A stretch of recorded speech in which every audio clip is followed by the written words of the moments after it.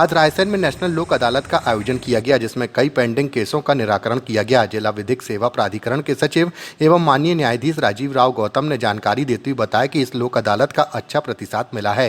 हालांकि गर्मी और चुनाव होने के कारण प्रशासनिक सहायता न मिल पाने के कारण थोड़ा प्रभाव जरूर पड़ा है। इसके बाद भी कई पेंडिंग केस निपटाए गए हैं। बताया कि वर्ष में इस तरह की 4 अदालतें लगाई जाती हैं। यह दूसरी नेशनल लोक अदालत थी। आज की लोक अदालत संतोषजनक रही। उधर एक पक्षकार से बात करने पर उसने कहा कि मेरा प्रकरण यहाँ सफलतापूर्वक निपट गया है, इसके लिए वह काफी संतुष्ट दिखे।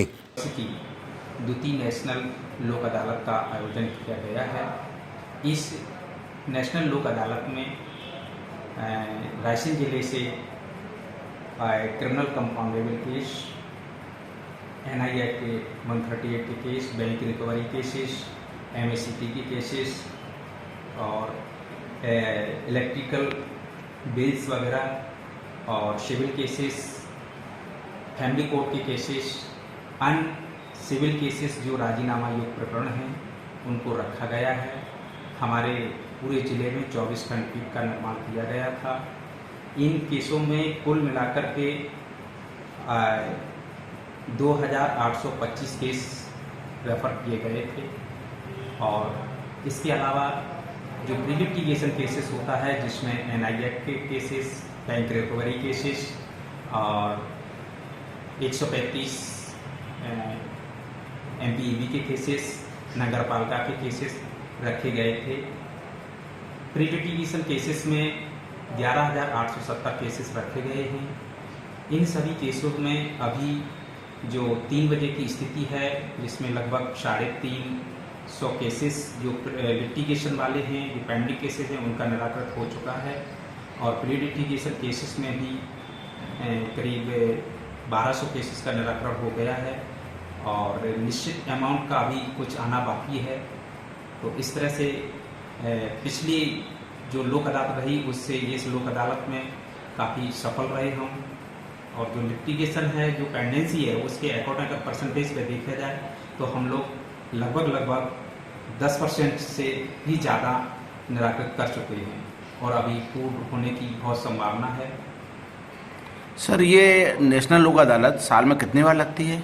नेशनल लोक अदालत साल में 4 बार लगती है। ये दूसरी नेशनल लोक अदालत थी।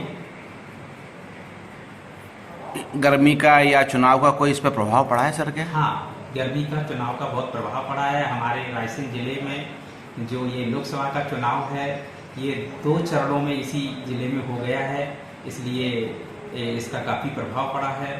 और जो प्रशासनिक कर्मचारी या प्रशासनिक जो सहायता हमको मिलती है, वो सहायता से भी हम लोग वंचित हुए हैं। इसके अलावा जो MPEB में जो छूट आती है, जो प्री लिटिगेशन में 30% आती है और लिटिगेशन के लिए 20% आती है, वो छूट प्राप्त नहीं हुई है, जिससे बहुत सारे केसेस में राजीनामा नहीं हो सका है और प्री लिटिगेशन के केसेस भी नहीं निपटाए जा सके हैं। इसी प्रकार नगर पालिका में जो छूट आने थी वो छूट नहीं आई है, इसलिए नगर पालिका के बहुत सारे केसेस में राजीनामा नहीं हो पाया है। पक्षकार छूट का लालच देख करके भाग जाते हैं और राजीनामा नहीं हो पाता है। सर, देखा ये गया कि काफ़ी इसका प्रचार प्रसार किया गया, आपने भी काफ़ी मेहनत की। जी।